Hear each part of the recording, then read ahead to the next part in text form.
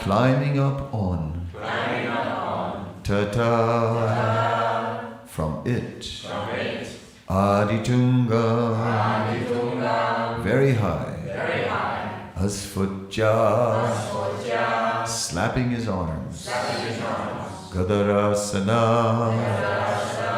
tying his belt firmly,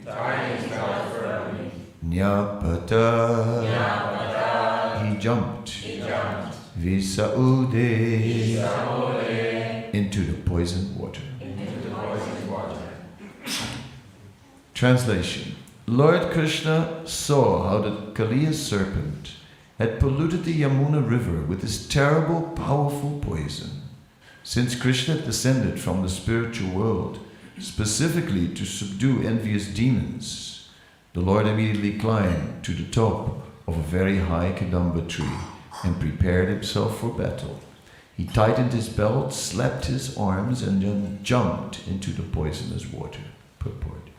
According to the Acharyas, Lord Krishna also tied back the locks of his hair as he prepared to do battle with Kaliya. Chandavega, of fearsome power. It's interesting, it reminds me in the Bhagavatam of the chapter that describes King Puranjan and the city of 9 gates. And then that city is protected by a 5-hooded serpent who is the life heirs. And then at one point, as time moves on, the 5-hooded serpent becomes a little weaker.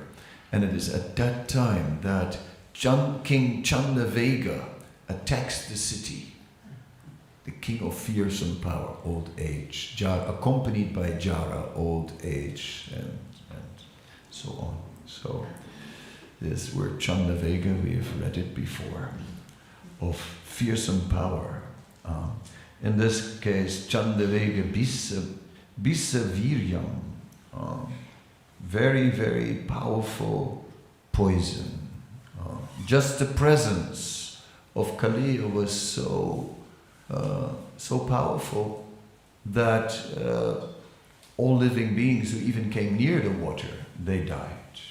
Birds that would fly over the Yamuna lake would just drop dead in the water. The fumes coming from the water were kind of strong, one could say, quite poisonous, heavy pollution. Yes, it is very interesting. The entire pastime of Kaliya is, we can look at the power of Kaliya, and we can see that he was a materialistic person who was a king on an island somewhere in the ocean, Ramanaka Island. He was a powerful king. And Garuda, it was an island filled with snakes, and Garuda used to come and used to take snakes randomly for his food. It was one of his favorite places where he'd go for a snack. It kind of became disturbing, so what was decided then to do it in a regulated way. So they made a deal with the Garuda, said, don't just take any snake because it upsets things. We'll just make an arrangement that we'll make some offering every once in a while. We'll put some snakes in a particular place and you can eat those, and then you leave the rest alone. So that arrangement was going on, which is a bit intense for a community. Imagine if he would say, well, we'll offer one member of the community to the Rakshasa, and this time we choose somebody tasty. Yeah. No. So it was an intense approach, and it's understandable that Kaliya didn't like it. Kaliya was very large and very powerful and had 100 hoods. In other words, Kaliya was thinking, Garuda, what can he do? What can he do to me?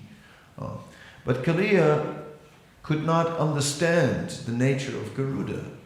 He could not understand that Garuda was an intimate associate of the Supreme Lord and that Garuda was not of this material world. Even when Indra fought with Garuda on one point, when Garuda was trying to take the nectar from the demigods. There's a whole story how Garuda went to take the nectar from the demigods, and it was very difficult because they had protected this nectar quite well. They had even placed a machine in front of it, which was like there was a rotating propeller with razor blade sharp blades, right? It was moving around, and so you had to be crazy to try and get that nectar. But Garuda, he just slipped through really quick, got the nectar, but on the way out, he just broke the whole contraption into pieces, stole the nectar, and gave it to the demons because somehow or other his mother, due to some curse, was controlled by the Nagas, actually, by the snakes. So he presented that nectar to the Nagas. Anyway, Indra then, as Garuda was escaping, Indra threw a thunderbolt, and that thunderbolt hit Garuda, and then it couldn't do anything to him. But out of respect for Indra, he dropped a feather. He dropped a feather, you know. So like this, Garuda is an extraordinary personality. And Kaliya had no idea that even Indra could not actually defeat Garuda. So it was a mistake to try and fight with Garuda. That he found out pretty quick. So he was running for his life, and he knew that there was some curse, that will come in the next chapter, but that there was a curse that Garuda couldn't come to the Yamuna in Vrindavan. Right? And if he would die. So, therefore, Kaliya thought, that's the place. And so he was there in this entire huge lake, in the Uddhava Sandesh, which is a book of Rupa Goswami. We find a description about the lake, the Yamuna lake, and that he says the Yamuna lake lasts all the way up to Chatikara. So Chatikara is where the road is, the Delhi-Agra highway, and where we turn off to Vrindavan, right? And then we have to still go 6 kilometers to the Krishna Balaram temple. So it's and it would extend all the way to Kaliya Ghat, right? So that's on the Parikram mark. So it was a rather large lake. All behind the Krishna Balaram Mandir, that whole area was the lake. And Rupa Goswami is describing, he's sending Uddhava as a messenger to Vrindavan, to the gopis who are in separations, and all the residents are in separation. And he says to Uddhava, and don't forget, when you come to Chatikara, to drink the water from the Kaliya lake, because it's very sweet. Since Krishna had gone in there, it had changed a little bit from its poisonous taste. So Krishna, when he actually performed that pastime, the whole Yamuna became purified, and all the poison just was dissipated straight away. When we look at Kaliya, Kaliya is just an envious snake, basically, has that envious mentality. And otherwise, Kaliya is not coming out like a terribly interesting demon. Kaliya is getting special mercy because of his wives, right, who are devotees. And that's kind of the highlight in the chapter, really. That's the turning point. Otherwise, it's just, another monster, right? The monster of the Yamuna, the monster of Loch Ness, the monsters, right? A monster. He's basically a monster, Kaliya. Envious personality. And that's his mood. And Krishna would have killed him. Krishna would have just killed him. Srila Vishwanath Chakravarti Thakur says Krishna was dancing furiously. He wasn't just dancing, he was just furiously dancing like Lord Shiva. Very fast, very fast. Very elegant at the same time. Very beautiful dancing, but it was fast. It was a fast dance on the hoods of Kaliya. But at some points, Kaliya also bit him. Actually bit him. But anyway, that didn't affect him at all, of course, because he was transcendental. But Kaliya, he got special mercy because his wives surrendered to the Lord. Maybe not completely unalloyed surrender, maybe surrender with some fruitive desire, but they spoke based on dharmic principle. They said, he is our husband, so he is our protector. So what will we do without a husband? We need a husband, so please don't kill our husband. I mean, and we are we're not fighting with you, and this thing will upset our life if you kill him. So whatever you do, if you so desire, please do not kill him. So they surrendered to Krishna, and what could Krishna do? Well, then Krishna made arrangements to,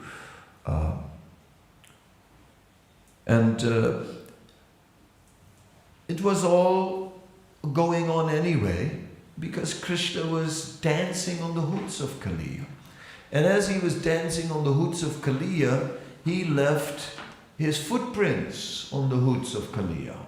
And therefore, with that, he took away the reason for Kaliya to be there in the Yamuna.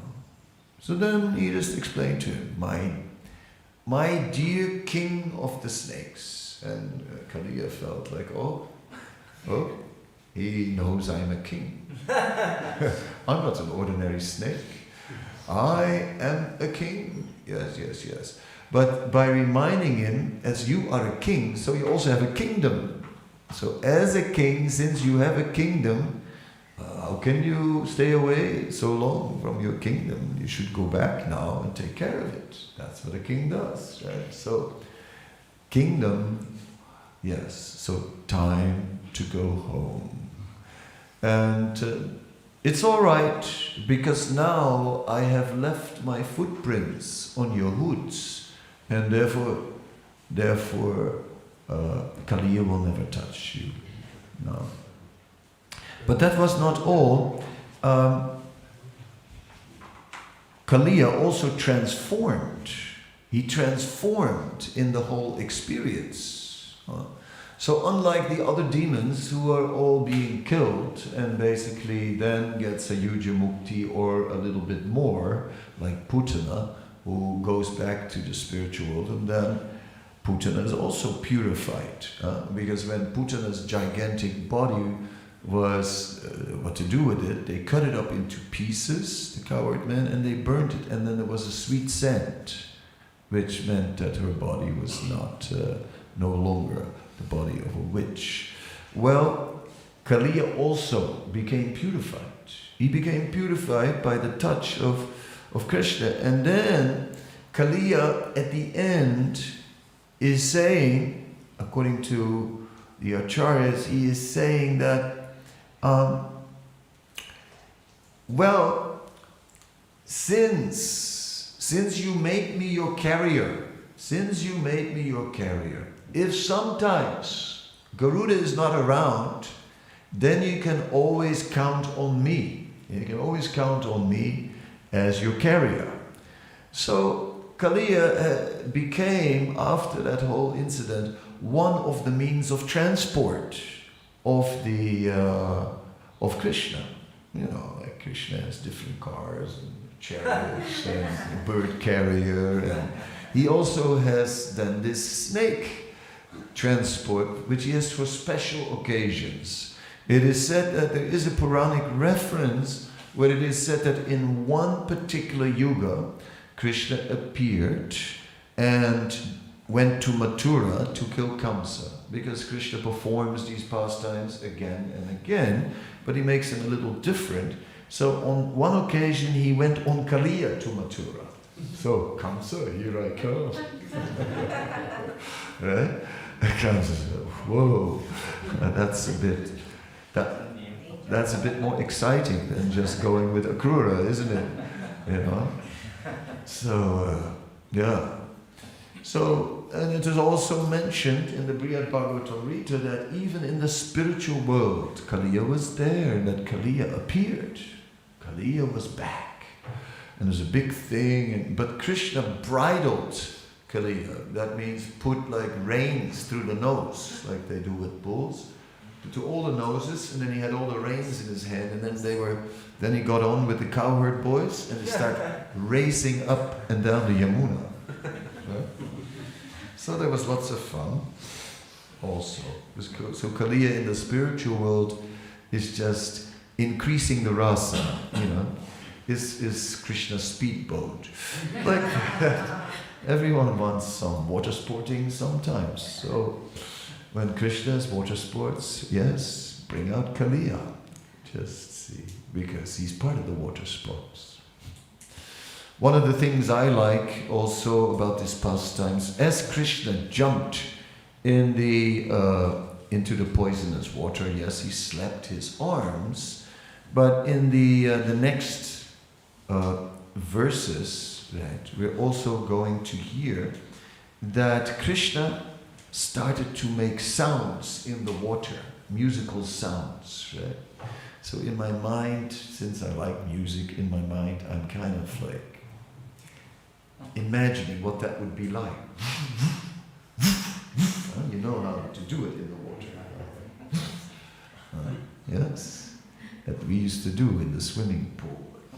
And the fountain of water splashes up you, 2 hands, you push it down, the water splashes, and it makes a sound.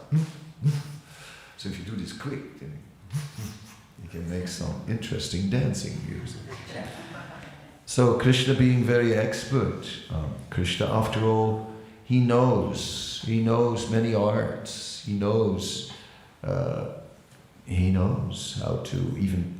to play water pots. I'm sure he also knows how to play water. Right? Krishna makes very beautiful musical arrangements with water pots that are filled up to different levels. So Krishna also very expertly plays with the water, and beautiful sounds come from there. Also when Krishna jumped into the Yamuna, the entire Yamuna raised 1 foot. So, by physics that doesn't make sense, because the body that goes in has a particular volume, and according to the volume of the body that enters in, exactly that much volume should the water rise. So it appeared that something enormous had entered into the water, that the entire water was raised by 1 foot. Yes, of course. And the Lord is bigger than enormous, bigger than gigantic. Ekam sena situ jigat. Only the whole universe is just a spark of my splendor. So, in this way, it was just a symbolic gesture, right? Just showing like, okay, like I'm the unlimited Supreme Lord. I cannot raise this water to an unlimited extent, because then everything will get flooded. So I'll just raise it 1 foot as a token, just to show that indeed I am unlimitedly powerful. So Krishna was kind of foreboding what is coming. Now that's a theme that manifests more often in his pastimes. For example, in the pastime of Trinavarta, that whirlwind demon, Mother Yasoda took Krishna on her lap, and before the whole storm started, and Krishna was on her lap, and then he became very heavy. For some reason, he became very heavy, and it's like unusually heavy. So much so that she just put him down. She didn't even think about it, but the weight was pressing on her lap to an extent that she put him on the ground. Then moments later, Trinavarta, dust everywhere, everything dark, she couldn't see nothing, and next moment Krishna's in the sky. But he had already become heavy before, and guess what he was gonna do? He was gonna get heavy, right? And hung around the neck of the demon and became very heavy, and too heavy for the demon, who couldn't put him down. Rather, Krishna put the demon down, who crashed on the ground, and bye-bye demon. Right? So in this way we see this foreboding. Krishna plays in this way with the minds of his devotees. Because it is said, when the Lord appears in this world, yes, paritranaya sadhanam vinasya saduskritam, he comes to kill these duskritas, these undesirable personalities, demons, right? The annihilator of demons. Comes also dharma samstapanaktiya, to establish principles of religion. But more so in Bhagavatam it is explained, Krishna comes to reclaim those who are situated in pure goodness. So the devotees, he comes particularly for the devotees, to reclaim the devotees. So when there are these colorful details in these pastimes, they are particularly for the devotees. I'll also give a little warning to the demon at the same time.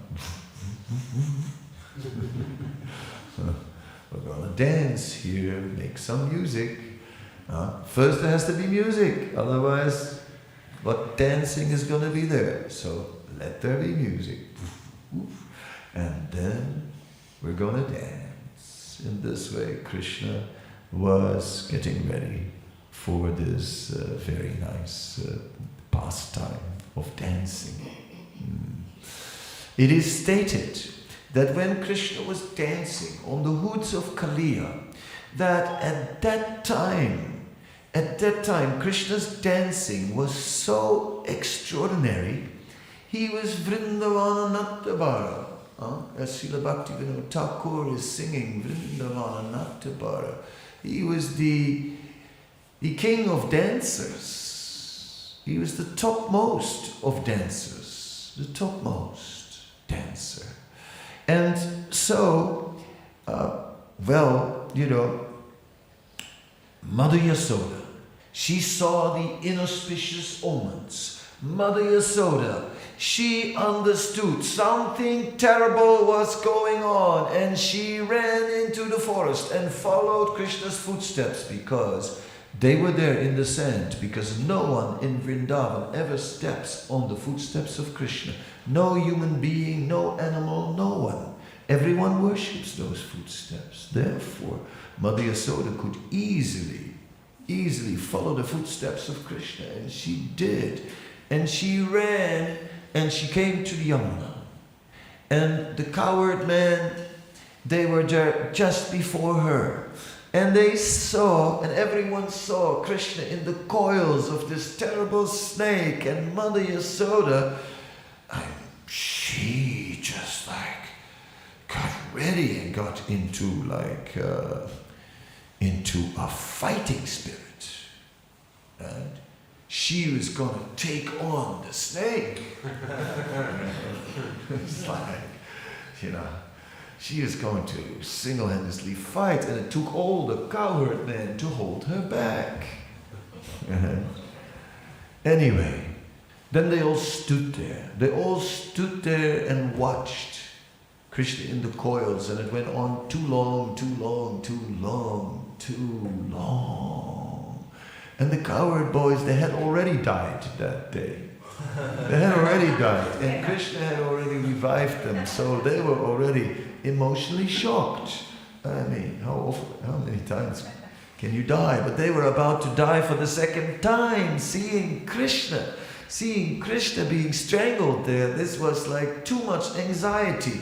And at one point, when it just gets too much, right? When it gets too much, then there's only death. Yeah? Too much pain. Too much pain, then there's only death. Too much anxiety, then only death is the next option.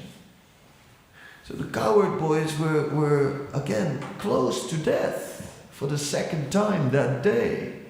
And then, finally Mother Yasoda was beyond herself, and then Krishna suddenly freed himself.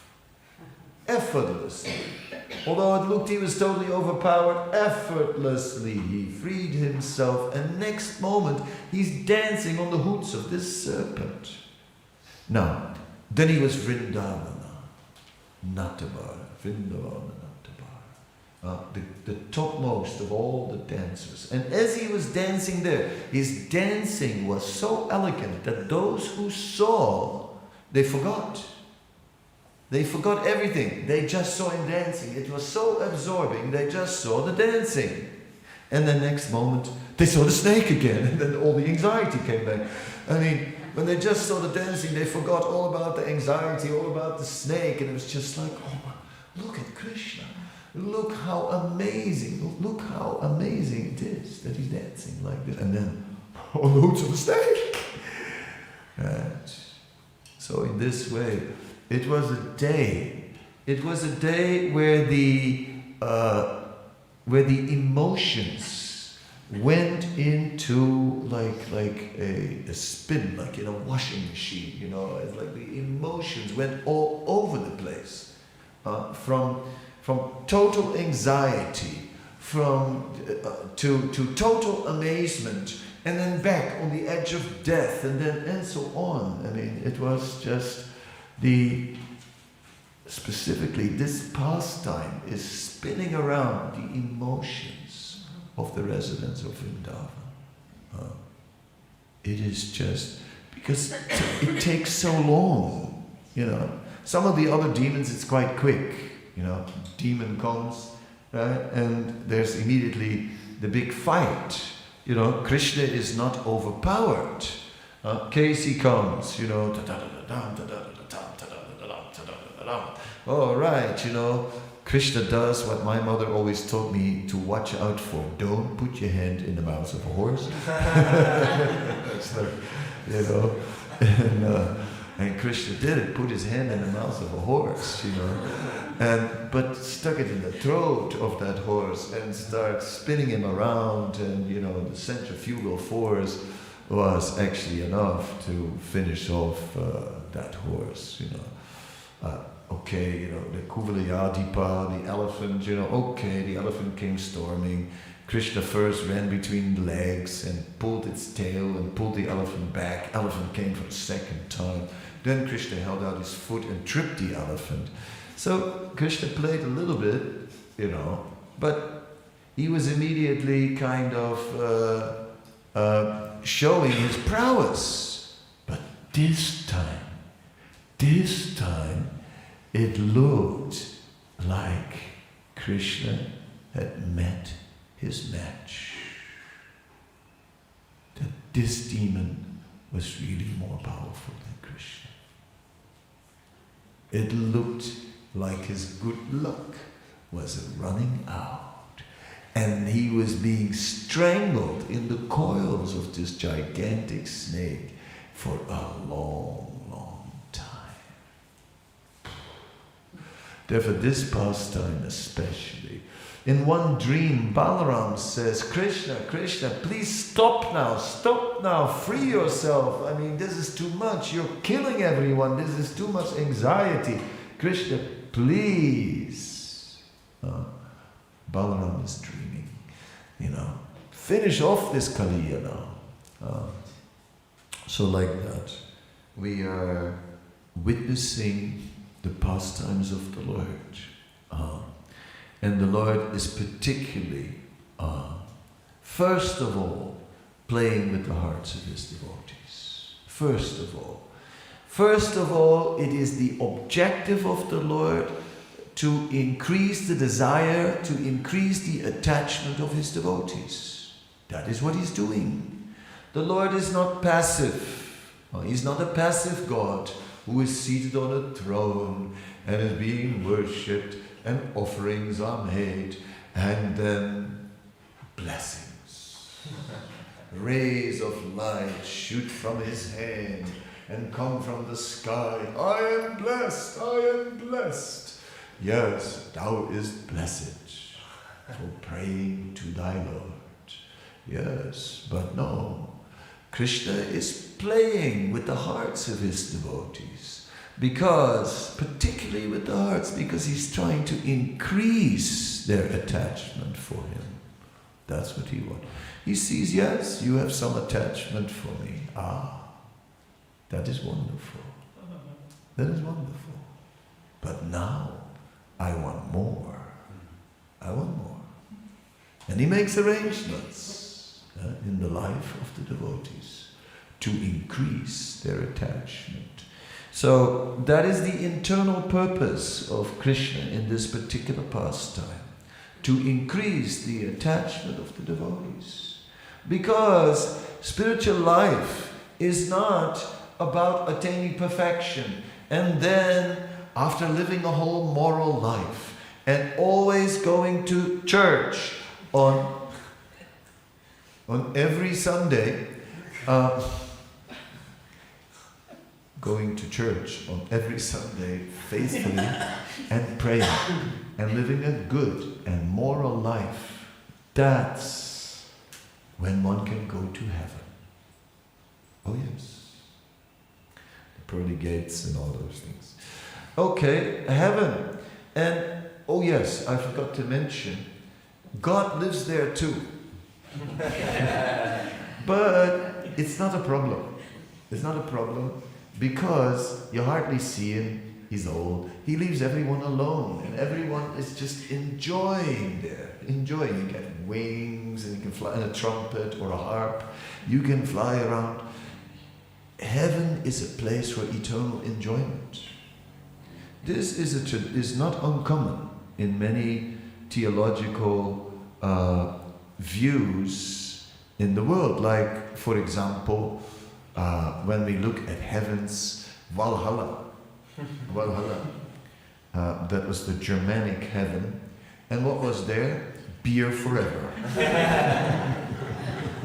Perfection of life.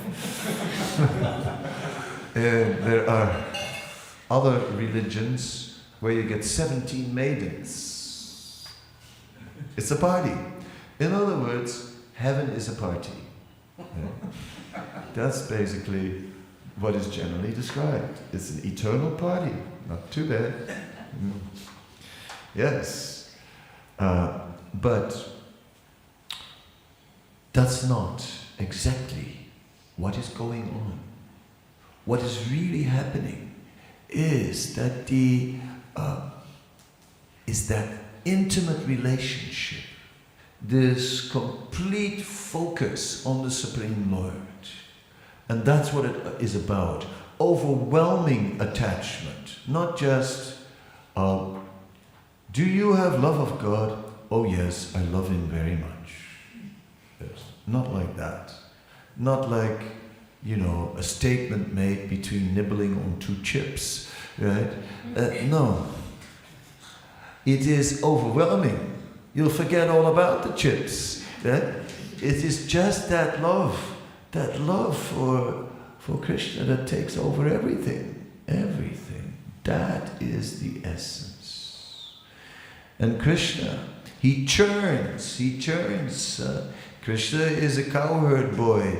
That's what they do, churning. Right? His mother is churning yogurt, turning into butter. They're expert at churning. He's churning the heart. That's his business.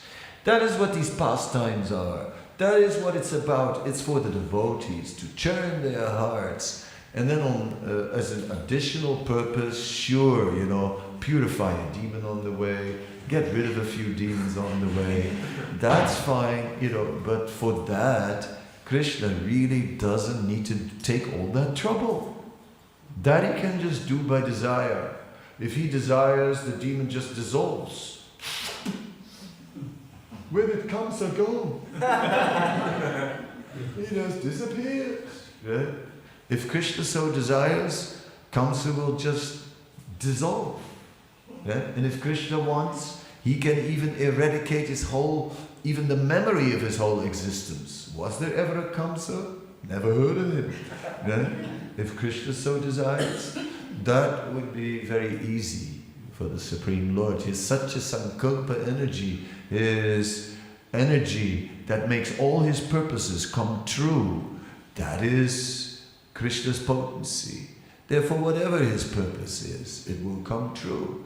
So when Krishna comes and lifts mountains, when Krishna comes and kills horse demons, when Krishna dances on the hoods of snakes, when Krishna enters into the mouth of Aghasura, he does so to churn the hearts of his devotees. So, Krishna is very active.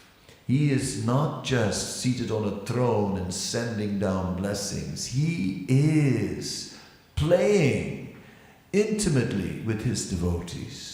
Intimately. It starts here, in the material world. It started already now, here in Radhadesh. It is going on. Krishna is playing with the hearts of his devotees. It's going on online as well, so I have heard. He is even online playing with the hearts of his devotees. Oh yes, even those who are alone in their room, they're never alone. Oh yes. One time I was going poetic and I was writing about sannyas, and I wrote like, even in the middle of a crowd, always alone. Yeah? Because living with these vows, right? And even when by myself, never alone, but always with Krishna. Everyone gets poetic sometimes, that's just mercy of Krishna. But it is a fact that even when we are alone, we are never alone. We are always with Krishna. And that sense of being always with Krishna is just getting more and more intense. More and more intense. Always with Krishna. Always thinking of Krishna. Always speaking about Krishna. Always. But then we see in the Brihad Bhagavatam there is a passage where it is described how, Gopakumar goes to higher and higher regions in the universe. He goes to beyond the heavenly planets, and he comes to Siddhaloka. And in Siddhaloka, everyone has mystic powers, right? And so they have very powerful minds. So in Siddhaloka, it is said the sadhana particularly is to meditate on Krishna. So they're all meditating on Krishna. So Gopakumar is coming, and Gopakumar is saying to the residents that he wants to see Krishna. And they're saying, seeing. What is seeing? It's just an image that comes into your eye through the lens, is reflecting on the retina and is sent to the brain. Something similar to that effect, they said. I'm not sure if they called it the retina and all that, but They basically said that seeing is happening in the mind. I added the retina and all that for you. But seeing is happening in the mind. The real experience is in the mind, they said. Therefore, you should meditate, Gopakumar. You should just meditate. Why are you trying to do all this? Why are you trying to see the Lord? What's the point? Meditate, because it's happening in the mind anyway. But the thing was that Gopakumar didn't buy it. He wasn't satisfied with that. He said, nah, I want to see Him. I want to meditate. I want to meditate. But I want to see Him at the same time. I want to smell the scent of the tulasi coming from His lotus feet. Tulasi marakandaye. I want to smell that. Yes. All these experiences. I want all my senses at the same time to perceive the Lord. It's Narada Muni. Narada Muni attained a state of ecstasy, and all his senses were simultaneously competing because he was perceiving the Lord simultaneously through all these senses. The smell of the Lord. See, have you ever been like in a situation of listening to something very beautiful? You become all ear, as if you have a huge ear and the eyes are closed and all the other senses shut down and all the energy goes into that ear. There was a famous guitar player, incredible classical guitar player. He's super, super good. So, and he was also had a very difficult character. So this man could play so amazing. And he refused to use a microphone. He wanted to play only the natural sound. So I went once to a concert, because I was into guitar and I wanted to hear it. And it's in Amsterdam, in a concertgebouw, right, in the concert building. And it's a big place, where big orchestras play. So many seats. I forgot how many seats, but many. And he was all by himself, sitting there, refusing to play with the microphone. And everyone was like...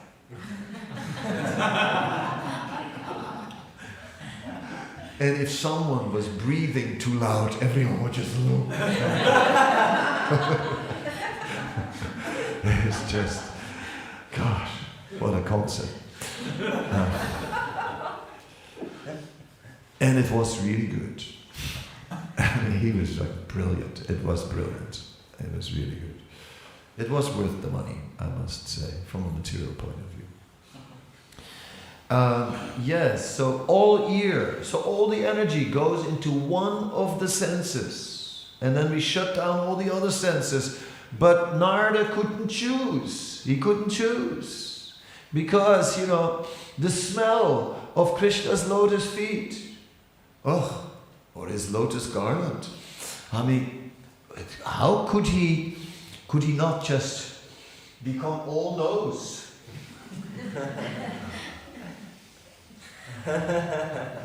Huh? What a smell, what a scent. And simultaneously all ear. Imagine, it was as if his nose was growing huge, his ears were growing big, his eyes were becoming huge and round, seeing Krishna. All this and all these senses were competing for prominence. And in this stage of ecstasy, Narada became completely confused. Completely. But that is the experience. The devotee is so... the experience of Krishna is so overwhelming. Therefore, the experience of Krishna is meant to completely take over the heart. Until no attachment remains. As Bhishma Dev said, there can be no other attachment than attachment for Krishna. How is it possible? Yeah, because it just takes over. Even Kunti Devi said, cut these ties of affection for my sons. Because when I think of them, I cannot think of you. See? So this one-pointed, this ekanta bhakti, this one-pointed attention on Krishna, this deep, deep attachment to Krishna. That's what Krishna wants.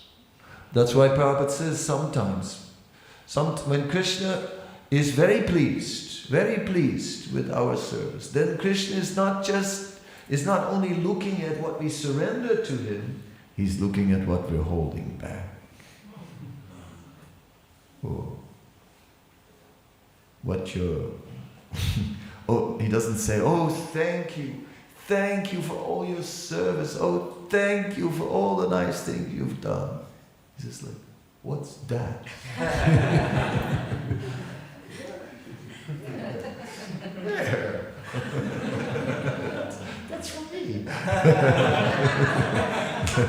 Oh, I want that. I want that. That's what you reserved for yourself.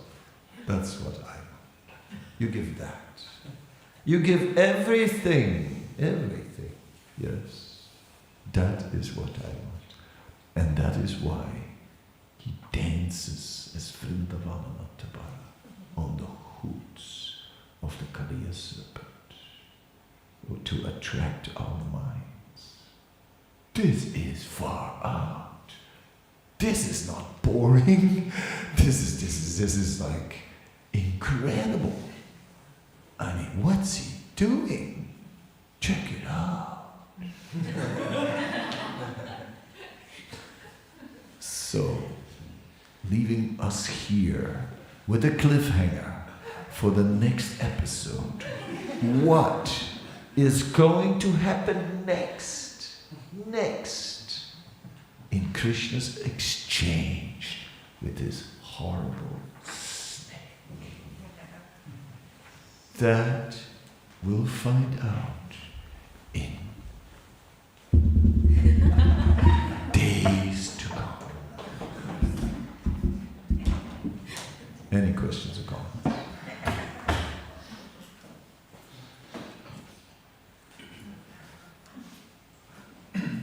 Hare Krishna Maharaj, I would like you to elaborate on how Krishna churns the hearts of his devotees.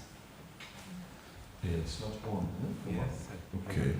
How Krishna churns the heart of his devotees.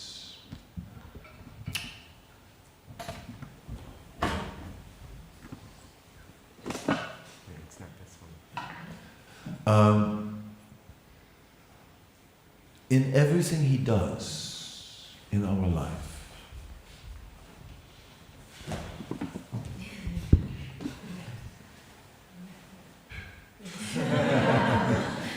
Beto, Aramse, Tik. So, so from the moment that Krishna accepts us as his, at that point, it is said Krishna takes charge of the life of his devotee. When Krishna takes charge of the life of his devotee, it means that whatever is happening, now Krishna is using this. He's using this. With the materialists, Krishna is first going the long way around. He has to first cut down the false ego, the pride. So he's trying to humble the materialist, making endless arrangements to make them a little humble. Then when we've come to this point of humility, where we say, okay, Krishna, I'm yours. All right. Now the fun begins, Krishna says. So, now we'll start churning. And yes, it's an ordinary Monday. Another week about to begin. Yes, everything looks very ordinary. Just wait a while. So Krishna is behind everything. He'll enter into the ordinary because the ordinary doesn't exist. Everything is miraculous. Just when we think that everything is ordinary, then Krishna will show that he's behind it all. That's it. Krishna's going to show to us how he is behind everything. And everything is just full of his transcendental nature. He's going to reveal himself little by little. Teasers, appetizers. Then he's going to put us in despair, in trouble. It's like, how do I deal with this? I mean, make us desperate. And then, again, he makes an arrangement. He will send us a devotee. I was in I had joined the temple in Vrindavan, but it was getting a bit too heavy for me at one point. So I decided to take a little vacation from Krishna consciousness, if you know what I mean. And when all the devotees were standing in front of the deities and the Govindam tape was nicely playing, Govindam Adipurusham, I slipped out of the back door. I escaped. And as I had escaped, I was in India, so I knew India and I decided to go to the city of Benares. I knew my way around quite well in Benares. I came there, I came on the bank of the Ganga. I sat down on the bank of the Ganga. This sadhu appears out of nowhere. You know, typical sadhu, beard and long hair and everything, short dhoti, you know, like they're wearing. And he had a musical instrument, an ekatar, one string. He sits next to me on the bank, on the stone steps at the Ganga, and he begins to play his ekatar, and starts chanting Hare Krishna. I go, oh my God. It's like, oh, Krishna, this is too much, you know what I mean? This is like, what's Krishna doing? Right? What's he doing? 45 minutes. I couldn't stop him, it was a transcendental thing, it was quite clear, Krishna arranged 45 minutes. Then at the end, he stopped, he didn't say a word, he just stood up and walked away to make it even more dramatic. You know, if you would say, where are you from, what is your name, what is your country, you know, then it would not have been so shocking. It was so dramatic. So, in this way, Krishna enters into situations. Krishna uses the material situation. He uses his devotees. And he's manifesting through all these things. Churning our heart. It's going on right now.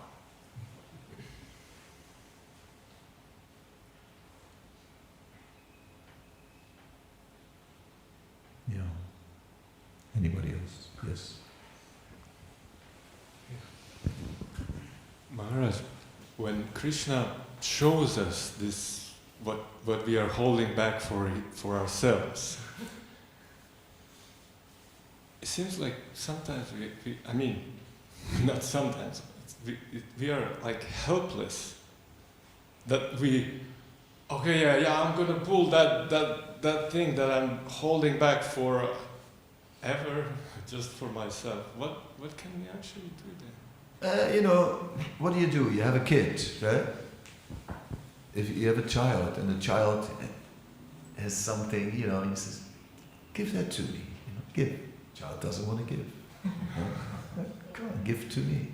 So Krishna is just looking and saying, oh, still a child.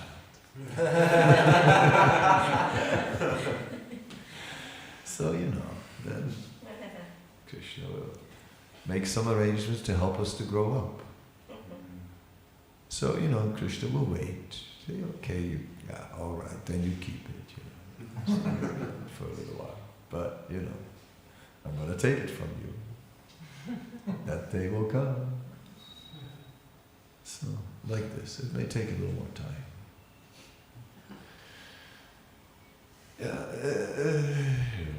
Krishna says, you know, like, why don't you give that to me? What? What are you talking about? That's what's behind your back. Nothing there? I know what is there. No, it's nothing. Come and look. No, nothing. So yeah, we keep on denying. We keep on holding back. We are attached. We're attached to it's the old thing. It's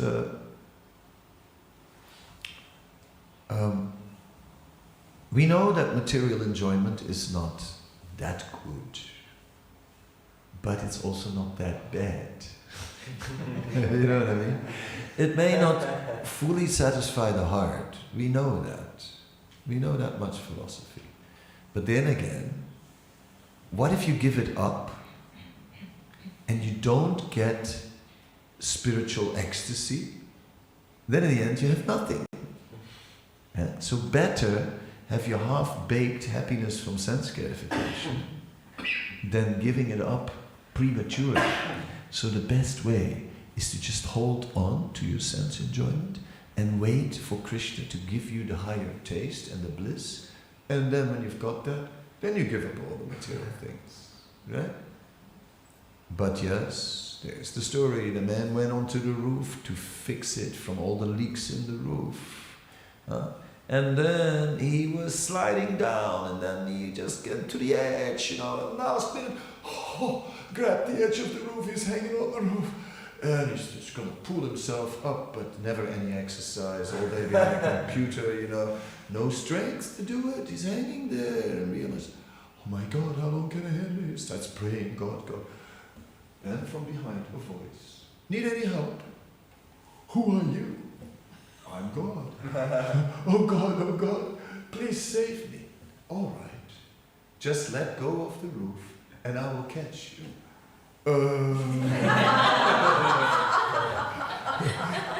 Can't you catch me first? That is the difficulty. That is the difficulty. Let go, Kanista Adhikari. Let go, Prakrita Bhakta. Become a Madhyam Adhikari. And with full faith, Krishna Bhakti Koila Sarva Karma Krita Hoy, that performing devotional service, all good will come from that. Therefore, let's just take shelter of that wholeheartedly. O Kanista, you must become a Madhyam. Srila Prabhupada said, you should at least become Madhyam Adhikari.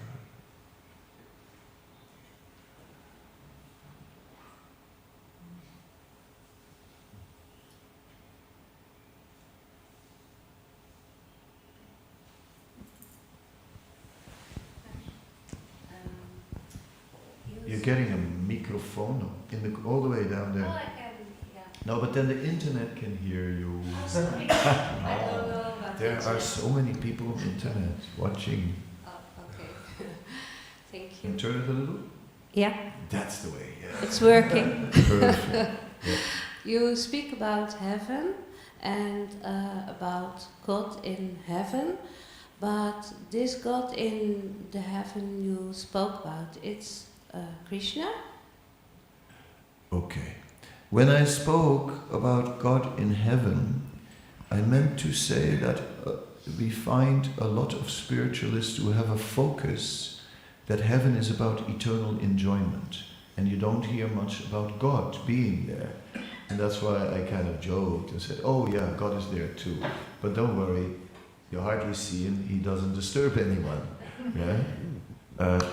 He doesn't disturb all those who are eternally enjoying. But actually the real understanding is no, the eternal enjoyment is intimately connected with Krishna. Always, every moment.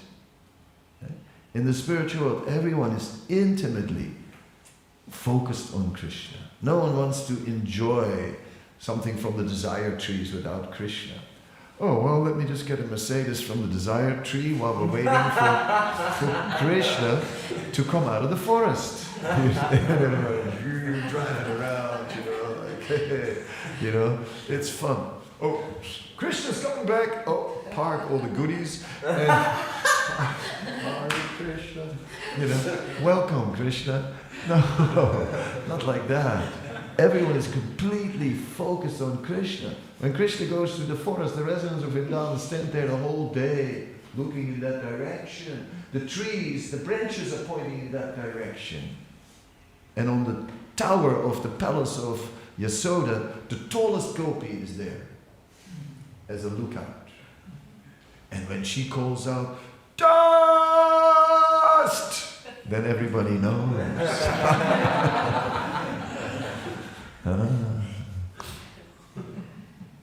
It's like that.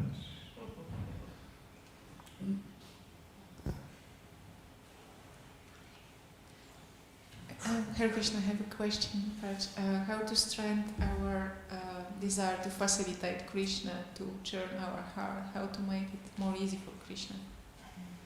Yeah. It's not difficult for Krishna. I mean, I could answer the question is like, we can't make it difficult for Krishna. We can make it difficult for ourselves. But for Krishna, nothing is difficult.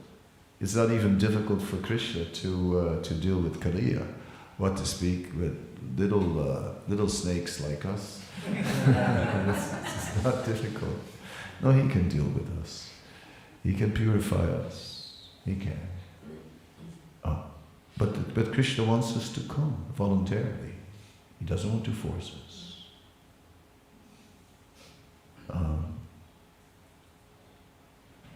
So, once we've understood that Krishna wants us to come voluntarily, then we can start with devotional service. Maybe in the beginning we do it external, we don't have much love yet, but we're doing it. So that's a little bit of love, that's a seed of love, because we're doing it voluntarily, we're giving without asking anything. You don't have to pay me, you know. I'm going to clean this floor, this, that, you don't have to pay me, I'll just do it. Yeah. Oh, Krishna's saying, oh, how nice, I don't have to pay you. Oh, that's so nice. You're doing that all for me. Oh, that's nice. So just don't ask to be paid. Yeah.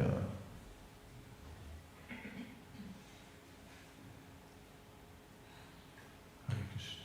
Yeah, you got the mic. You. Thank you very much. I had a question relating to surrender and emotions. Mic on? Why are we turning his mic off all the time? Yeah. Hare Krishna. But I had a question relating to surrender and emotions. And you'd explained about how, despite the fruitive intentions of the wives, Krishna was accepting their prayers. And then I get reminded of Krishna's soft heart. And at the same time, Srila Prabhupada says that Krishna reciprocates according to our surrender. And Srila Prabhupada also says, Bhavagrahi Janardana, how Krishna accepts service in transcendental emotions. And sometimes I feel that I have this compelling urge to surrender to him, and I feel maybe not much, but a little emotionally attached to Krishna. But despite that, that surrender is not so full in its capacity.